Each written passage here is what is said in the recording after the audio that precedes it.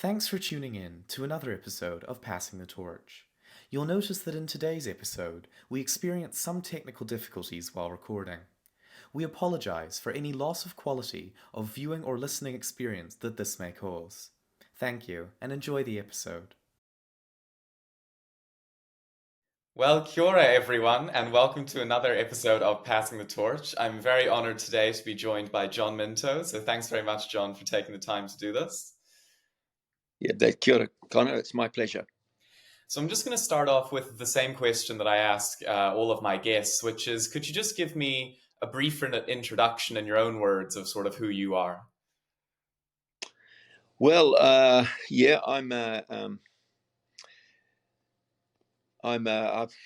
get described as a political activist. I suppose is the one which is the label that's most sort of general. And so I've got involved in lots of progressive issues. I think aiming to make New Zealand a more just and more equitable place.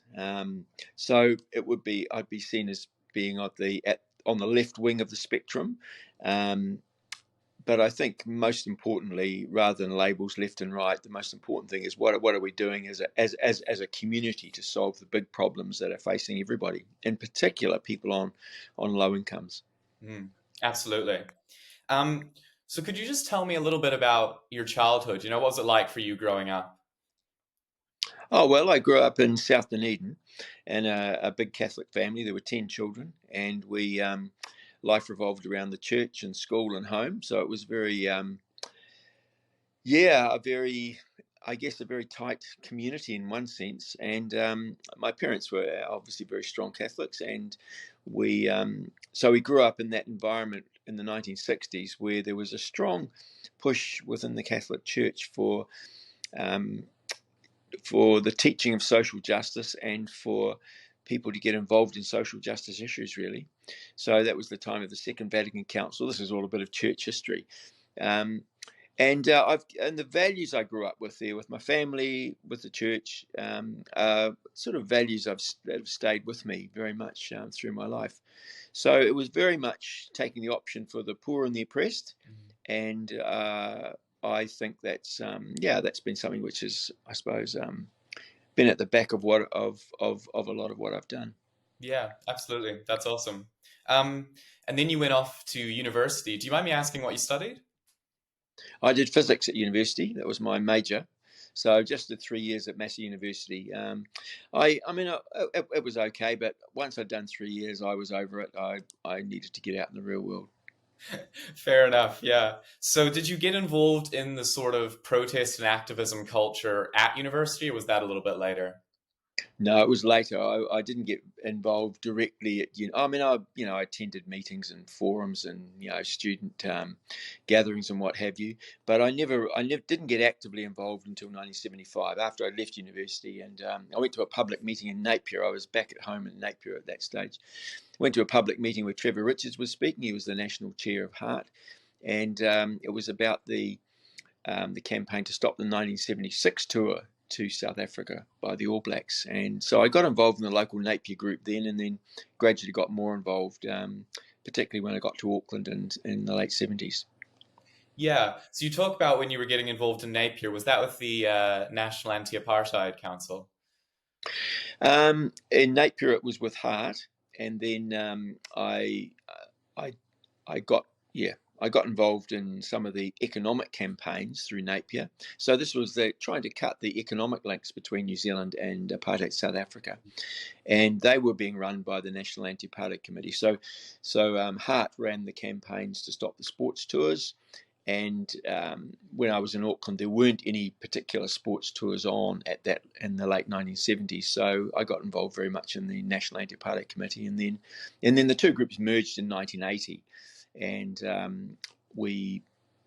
I was elected as national organizer and went on to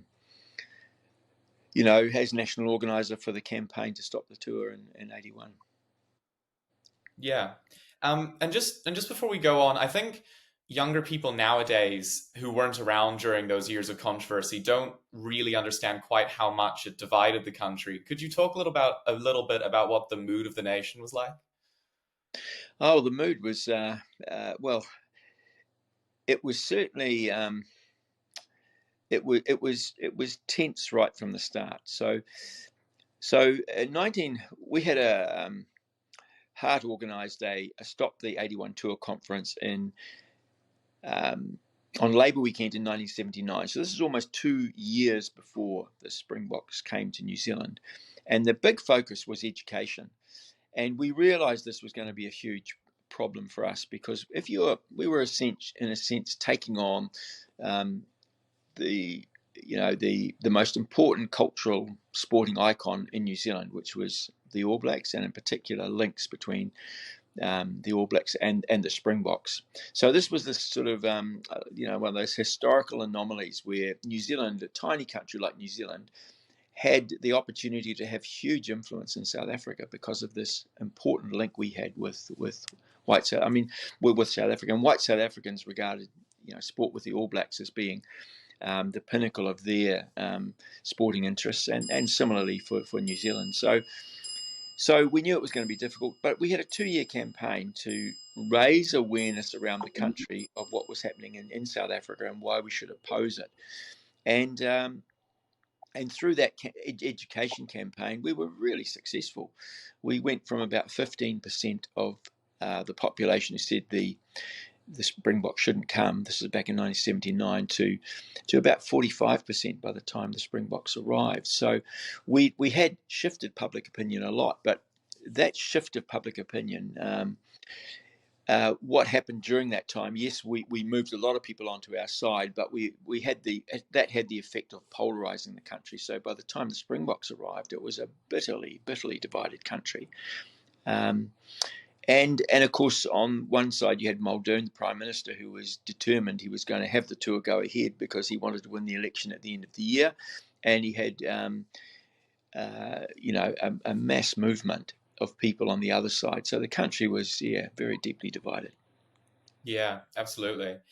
So you talked a little bit about your early involvement before you were a national organizer. Could you talk a little more about that, like around the 76 tour you mentioned? Yeah, 76. Well, I was involved. I was staying in Napier at the time, and we just organised local activities. And in early 1976, I broke my leg. I had my leg in plaster for 6 months. So I used to, I did some of these street stalls with my broken leg in the main street of Napier, collecting signatures against the tour, that kind of thing. Yeah, and we also got involved very much in the Rothmans campaign. So Rothmans had a factory in Napier, and Rothmans was a company which was effectively owned from South Africa. So South African money was effectively running the company and profiting from the sale of cigarettes in New Zealand. So that was something our local Napier group had a focus on. So I was involved in in a very much provincial New Zealand, doing what we could to shift public opinion, and overall, I think over the country as a whole, I think we did shift public opinion a great deal. Absolutely. So, how did your parents and your family feel about your involvement with the movement? Oh, I think some of them were a little bit wary. No one was opposed to what I was doing, but as time went on, they became very, very strongly supportive. So all my parents, my siblings were all very much behind me, which was great. And when the tour in 1981 came to Napier, my mother joined the protest march, so along with most of the family. So that was really great, really heartening for me. Hmm. Yeah, that's really awesome to hear. And so you talked a bit about as well that coalition of groups that was formed. Was that just HART and the anti-apartheid, or were there more that joined that? Well, it was HART right up until early 1981, and then what HART did. This was part of our strategy. We realised if we were going to build, to build the really broad movement we needed to oppose the tour most effectively, that we needed to bring in other organisations. So HART took the initiative of forming coalitions. So we called out to other groups in all of the centres around the country, and so in big centres like Auckland, we got a coalition. I think there were 26 different organisations which joined in, and that was called MOST, Mobilisation to Stop the Tour. And Wellington had their group called COST, Coalition Opposed to the Springbok Tour, or Citizens Opposed to the Springbok Tour, it was called. Christchurch had CAT, which was Citizens Against the Tour, I think, or Campaign Against the Tour, can't remember. And in the really small centres as well, like provincial New Zealand and even some of the very tiniest towns had their little coalitions organised. So it was very much HART took the initiative in getting those coalitions formed. And we organised national meetings where all those representatives of all the coalitions came. So HART kind of coordinated all of that. And in doing that, we were able to bring in church groups and unions and all kinds of community groups who felt really comfortable coming into a broad group of people that would have that common goal of opposing the tour. Yeah, for sure. And as you said, you were appointed or elected national chairman or national organizer rather in 1980. What was that? What did that sort of entail? Well, for me, it entailed a full-time job in Auckland. So I resigned my teaching position. I'd been teaching for 2.5 years in Auckland. I resigned that position and took up the role working full-time in Auckland. So we, in the lead up to the tour, we had myself working in Auckland and Pauline Mackay, who was national chair, working in Wellington. So we had 2 full-time people on the campaign. Yeah, and so when the 81 tour started, the first match that was properly disrupted was the Hamilton game, which you were at. Could you take us back to that? Yeah, well, we, when they organised the schedule for the tour, the first match was going to be in Gisborne, and we knew that would be we'd get a really good protest in Gisborne, which we did. We had a really amazing protest in Gisborne, but we realised, obviously Hamilton was closer to Auckland. It was a bigger city in itself as well, and so we thought we would have the greatest chance of stopping a game in Hamilton, certainly for the early part of the tour. So we did. I went down in a van load of people several days before, and we kind of cased the ground. We went around and we looked at the ground. And I have to say, at the same time, the police were doing the same thing. They were looking at the ground. They were looking at what the weak points might be and what have you. And we had some very, I wouldn't say, I guess there was a tense standoff there between our little group and them looking around the game. So anyway, we came back to Auckland with a plan. We put it to a little committee, and that became the plan to get onto the field to stop the game, and we were successful in doing that. Yeah. And so what was it like being on that field? Because you got knocked out, didn't you? Yeah, I did. Well, being on the field was, initially it was, everybody got on. I guess we were astonished to get onto the field. It's one of those things where you plan something really, and we planned it really well, and we planned it effectively. We coordinated really well, and we got onto the field. And then, of course, we hadn't planned anything further than that. We didn't have an exit strategy. So we got onto the field, and about 300 of us, and we joined arms. We stood up and joined arms in the middle of the field. You're much more vulnerable if you're sitting down. We stood and we said we're not moving till the tour's called off. And that was a very tense standoff for a while. And I have to say, I felt quite responsible for the fact that there were a lot of people on the field who hadn't necessarily known that was the plan, but had got sort of caught up in the I guess the excitement and ended up on the field. I mean, one person on there had gone to the library to change their library books and came back, joined the march, and suddenly was on the middle of the field in Hamilton with their library books. So it was, and I did feel quite responsible for the fact that people were there without necessarily intending to be there. And as it turned out, the police came up and they said to me and to Dick Cuthbert, who was standing with me, look, we want you guys to get off. We don't think it's going to be a safe place for you to be.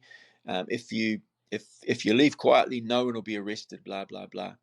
And I said to them, and they actually gave me a loud hailer. I said, look, everyone has to make their own decision. And I took the loud hailer around inside that group and got to all parts of it and said, look, if you leave now, the police are warning us to leave. It's very dangerous. If you leave now, they'll escort you out and no one will be arrested. And it's your choice to make. Not a single person left, not a single person. So people were absolutely determined to stay. And once people had that choice, I felt much more relaxed. And so we were chanting, the whole world's watching, the whole world's watching. And we stood our ground. We resisted the police arresting people, made it incredibly difficult for them. And then the decision was made to call the game off. Yeah. That's, awesome. But I mean, as the tour went on and there were more protests and then obviously culminated in Auckland, the violence did seem to get a bit worse over time. What was the response to that among the protesters? Well, it was inevitable looking back that there would be outbreaks of violence from I mean, we knew all the way through that we were likely to face violence, because we weren't simply there to protest against the tour. We decided we were going to protest to stop the tour.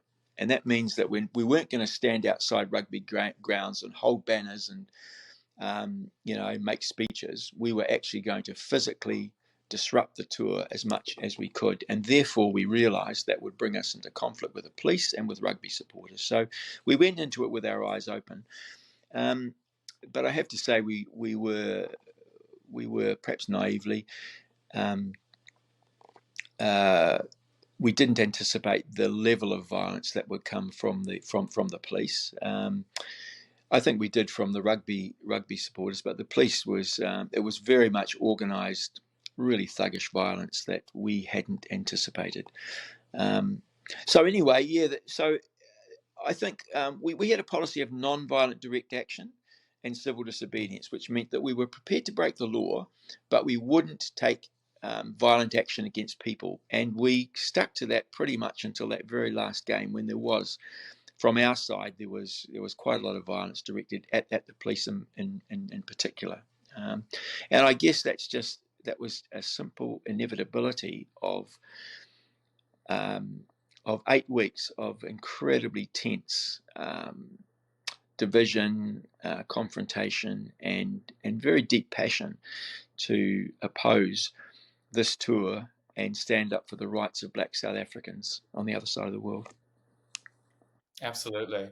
And I mean, you mentioned that final game in Auckland, and I mean, the streets around Eden Park were thronged with people. There were huge crowds, and there was the plane that came over with the flower bombs as well. Could you tell us a little bit about being there? Yeah, well, it was. I mean, we had in Auckland we had three squads, Biko, Tutu, and Patu squads, and those each of those broke into two. So we had 6 protests at the barricade. So the police had sort of set up barricades a couple of streets away from Eden Park on either side, on all sides, and there were 6 places that people could get in. And we divided into 6, and we had thousands of people at each of those venues to try and stop the rugby supporters getting into the ground. And there were lots of confrontations which resulted from that. And then we had lots of other things happened along the way. We did have a plan to get onto the ground. We tried to breach the police lines in various places, and we did, and small groups did, and some larger groups as well. But we weren't able to get into the ground in sufficient numbers to stop the game. But we had a lot of people inside throwing flares onto the ground, and I think at that stage we decided that our job was to make the tour, so difficult for the country, for the police, that we would never see the Springboks come back to New Zealand again until apartheid was over. And I think we achieved that goal. And after the tour was over and all the matches were done, I mean, what was the aftermath like? Because there was a really deep divide that was exposed, and that just doesn't go away overnight, right? Well, the interesting thing was people have talked a lot about this and written quite a bit about it as well, that after the tour, ended, I mean, for the protest movement, there were over 2,000 arrests made during the tour, and the court case went on for 2 years afterwards, right, till the middle of 1983. I think the last one was held, and so but as a country as a whole, there was relatively little discussion of what happened during the tour. So it was almost like the country had this great event had happened, and that people were just so shocked that everyone just sort of clammed up about it. There was a book written about it, a really great book by Jeff Chappell, but the book did not sell well at all, because people didn't want to buy it. They didn't want to have to think about the tour again. They were, it was like a bad experience that you put to the back of your mind, and you sort of try and get on with your life. I think it was a traumatic event for the country, and so there wasn't a great deal of agonizing about it afterwards. It was kind of swept under the carpet by the mainstream society. Right. Yeah, I see. And I mean, what was next for you at that point? Did you just go from this nationally known figure back to work on Monday? No, I didn't. I worked for 5 years for HART, helping to organise other campaigns to isolate South Africa, and so I worked up until 1985 on that, and very successfully. So the national government changed its policy. All the political parties changed their policies, hardened up against contacts with South Africa because of what had happened. And in fact, around the world, the whole international movement was able to put a much tighter, I guess, blockade, if you like, around South Africa. And countries knew, man, if you have the Springboks come, you're going to have the trouble New Zealand had. And so the sports boycott got quite tightened quite dramatically, and the pressure really ramped up inside South Africa. Yeah, I think by far the most important impact on New Zealand was on our own race relations. Before then, so when I grew up in the 60s and 70s, there was a very, looking back now, very patronising attitude toward Māori, and basically deeply racist attitudes towards Māori from the majority of Pākehā. And I think from what happened during the tour was that so many people, I mean, Māori activists who were very much integrated into the movement, very strong part of the anti-tour movement, they said to us, how can you be concerned about racism 6,000 miles away without looking at what's going on in your own country? And that was very confronting for a lot of Pākehā involved in the protest. But over time, there was a huge shift in public attitudes towards our own race relations, and out of that, in the mid 1980s, the Labour government introduced the Waitangi Tribunal, which was able to. Sorry, beg your pardon. I'm going back, so I'm getting a 10 years ahead of myself. So 1970s, they introduced a Waitangi Tribunal to look at future breaches of the treaty. So this was when legislation came up. Would this violate the treaty? So this is what Labour said in the mid-70s. But by the mid-80s, after the tour and after all this huge debate about racism in this country, and really serious challenges from Māori activists and Māori organisations, the Labour government changed the law to say that the Waitangi Tribunal could now look at historic breaches of the treaty, and that started the process, which is still going today. There's one last big settlement to go, and that's Ngāpuhi, the biggest iwi in Aotearoa. But that whole process has been really incredibly important, really valuable. It's the beginning of decolonisation. We've started down this path, and we've come a hell of a long way from what it was like in the 1980s. But of course, there's still a long way to go, as any Māori will tell you. But still, we've started that path, and that I think what the tour did, it helped to spur that debate within Pākehā society to such an extent that that the momentum that developed is still continuing today, and that's so good. Yeah, absolutely. And another thing that you were quite well known for is your Palestinian solidarity and activism. Could you tell me a bit about what got you into that arena? Well, I've always been sort of a supporter of the Palestinian struggle, going way back several decades. Even back in the 1980s, I would be supporting solidarity actions, but I didn't get actively involved until, in fact, until I retired. I mean, yeah, as I say, I've always been one of the supporters along the way, but I only got involved in an organisational way after I retired, and my wife got me into that, which is another story in itself. But yeah, so I've taken on this role of helping to coordinate a network of groups around the country, and I think we're having some really significant effects on getting people to understand, because that's the first thing. Every activist group, the most important role you do, in a sense, is education. You're trying to get people to understand what the issues are, and once they understand what the issues are, then you develop that natural momentum. In this case, towards boycotts, divestment, and sanctions, which is what Palestinians are calling for. Non-violent pressure to bring about a just solution for Palestinians. So yeah, I mean, in the case of South Africa, it was the same thing. It was a non-violent pressure through boycotts that helped to bring real pressure on the regime there, and we're in the situation now where we're building very strong pressure on the Israeli regime, and it is a regime. It can't call itself a democratic government. And so the similarities are very strong between the two situations. So we're working with with the same sorts of coalitions of church people and unions and community organisations and Jewish organisations to bring pressure on the apartheid state of Israel. Yeah, absolutely.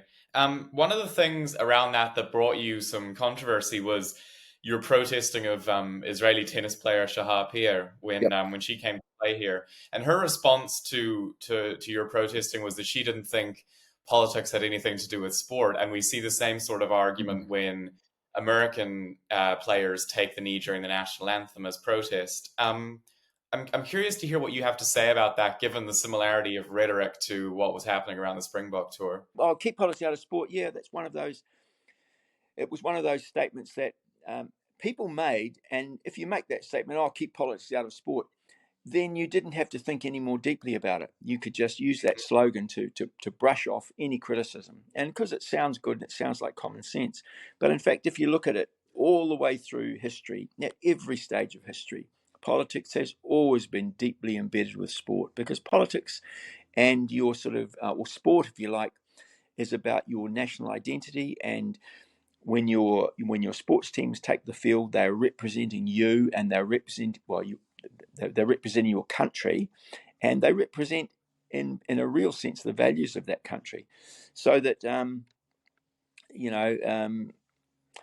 so that the Springbok team that came here was a team which represented an apartheid state. You've also run in quite a few political elections. I mean, twice mayoral and once parliamentary. I know that some activists don't want to get involved in politics because, I don't know, they think it's selling out or things like that, versus others who do want to get involved because they think they can change more within the system than outside it. What's your position on that? Well, I'd say most certainly that any activist can be more effective outside the system than I've only ever joined one political party, and that was Mana, because I saw Mana as being being a movement of people on low incomes, essentially, and with its heart in the Māori community. And so I joined it, and I joined it for the policies, because they were policies that were important to push, and I'm very proud of the fact that I was able to do that. And having said, if we'd been able to get those policies into Parliament, we would have been able to make put some real pressure on the bigger political parties, which would have been great. But in general, I think what you said before is very true. The suggestion that a political activist can be much more effective outside Parliament than in, I think that's very much the case. Yeah, interesting. What's next for you? I mean, I know you're the chair of the Palestinian Solidarity Network, but what's next for you? What's next? Well, that's. I'm involved in three things really. I try to keep involved with obviously with Palestine, but the other issues like taxation and housing are big issues for me. I think housing, I didn't understand just how critical housing was as an issue until I was teaching. Mm-hmm. When you're teaching in a low income area, you find that I'd start teaching at the beginning of the year with maybe 30 kids in your class, and then by the end of the year you've got 10 of those names have been crossed out and another 10 names added at the bottom, and that simply means that those people have, through instability in their housing, those kids have shifted schools, they've shifted to live with some other relatives because of the cost of housing, and because they don't have the stability of a proper home. So that's housing that devastates people on low incomes, and so I've put quite a bit of effort into that. And of course, taxation. I mean, when you have people on low incomes paying higher rates of tax than the people on the rich list, it's absolutely outrageous and needs to be changed. Yeah, absolutely. You mentioned teaching, and that was your day job, if you like, for a long time. Do you find teaching and working with young people to be rewarding?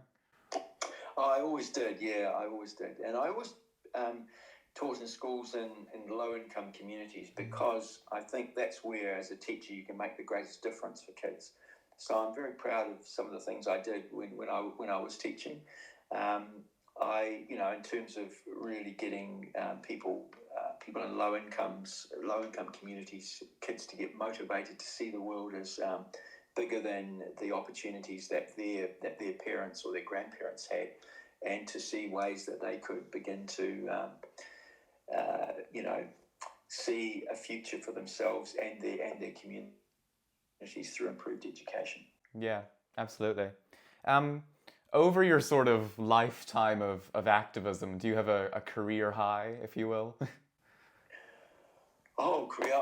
Well, I think inevitably it would be what happened in Hamilton in 1981, because we stopped the tour. We stopped that game during the tour, and that message went right around the world, and it resonated much more strongly than we thought even at the time.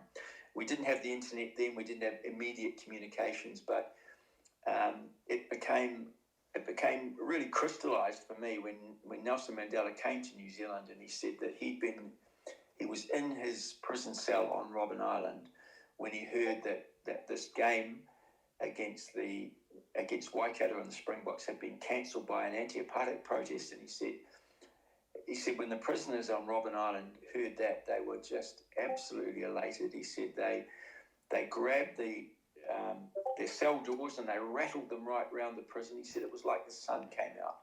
So here was little old New Zealand on the other side of the world, standing up for human rights for Black South Africans. It gave him and Black activists in South Africa a huge boost, and it had much more impact than we realised at the time. So that would be a career highlight. Yeah. What about, not necessarily regrets, but maybe things you wish you pushed a bit harder on? Oh heavens. There would always be those things. I think you can always look back and you can say, look, if we'd taken a slightly different strategy here, we would have been more effective, or if we'd done this, we would have been, we could have had more impact. But I think those are, the value of hindsight, rather than, what life is really like. You have to deal with what you've got at the time, and make the best decisions you can. So I've got no major regrets, but of course, there are always personal regrets that you have about different aspects of your life. But that's just what life is. Yeah. The anti-tour protests were huge and oftentimes quite violent. Do you think the days of those sort of country dividing violent protests are gone now, or do you think we could see that come up again? No, we'll definitely see it. We'll see it back here again, and we'll see it on issues within this country rather than outside issues. So I think the inequality in New Zealand has become so extreme that I think we're going to see an enormous social backlash, because we've got so many people now completely disaffected with society, don't believe in democracy, couldn't care less about what the government does, because whatever the government does, you get screwed. There's disillusionment, widespread disillusionment with voting. People, the votes are going down, and once that disaffection gets some political organisation behind it, I think we will see widespread violence and disruption, and a very a very deeply damaged society out of it. Interesting, yeah. I can imagine at times the forces you were fighting against, I guess both literally and metaphorically, were would have seemed, almost indestructible or insurmountable. Did you ever deal with struggling to keep on going, or like burnout and that sort of thing? Yeah, well, that's a good question. When Donald Woods was here, he was a newspaper editor from South Africa, a white South African, very strong supporter of the anti-apartheid movement. Came to New Zealand, did a national tour in 1981, and he said, and I remember sitting around a table at a friend's house with him, and we were talking about what were the prospects for change, and he said it won't happen in my lifetime. He said that he thought that, he said, what you have to understand is just how deeply ingrained the racist attitudes are among the Afrikaner population in South Africa. They'll never give up power, and the Western world will support them to the very end. He said, it won't happen in my lifetime. Well, we all thought that, but in fact, within 10 years, it was gone. And I think within 10 years from that point, it was gone. And I think I think what activists have to remember is that what Lenin once said. He said that for decades, nothing happens, and then in a few days, decades happen. And I think we're approaching a time like that with regard to the apartheid system in Israel. And so sustaining yourself, I think we all have to be true to what we believe, and we all need good people around us who are going to emotionally sustain us through these things. Any political activist needs that. I am an optimist. I'm regarded as a chronic optimist, but I think you have to be. If you're a political activist, you have to be. If you are a pessimist, we just all give up and go to the pub. But we're here fighting. Yeah, absolutely. Zooming out and talking a bit more generally speaking, there's a myriad of really pressing issues that are facing the world and are facing younger generations and future generations especially. I mean, we've got the climate crisis, growing inequality, as you've said, the housing crisis. There's too many to name, really. What do you think is our biggest threat going forward, both in New Zealand and globally? Biggest threat? Well, I think the climate has to be, because it's an existential threat. It's threatening our very existence. But I think, and I think it won't change until we have larger numbers of people prepared to take civil disobedience action. Like, I was very, very supportive of the Restore Passenger Rail Group in Wellington last year and this year, when they got that issue in front of the public for 3 weeks and got it being discussed by people. I think whenever you have an issue which has a strong moral component, if you can keep it in front of the public and in a sort of like a sustained public debate, then people always go towards people, once they see that moral issue and see it most clearly, then they come on side. And I think that that with the civil disobedience action which got that happening, I think we need a lot more of that. People are going to have to be prepared to do a lot more, I had a friend of mine who's and I mean he's older than me, but he was talking to me a couple of years ago, and he was talking to me with real anger about all the irrigators that are out on the Canterbury Plains. So they're irrigating land for dairy farms, taking good water out of the ground, irrigating it, and then the effluent and all the rest of it ends up in our waterways, our lakes, and our rivers. So it was just appalling trashing of the environment here in Canterbury. And this is a law-abiding citizen. He said, "We've got to get out there and we're going to go out there and fucking smash the irrigators." And I said, "That's great." I said, "But you don't do it by yourself. You've got to do it with a group, with as part of a movement. If one person does it, they're just a radical disruptor or whatever. They're a criminal. But if you have a group of people with as part of a movement who are taking an action like that, then all power to them." Yeah.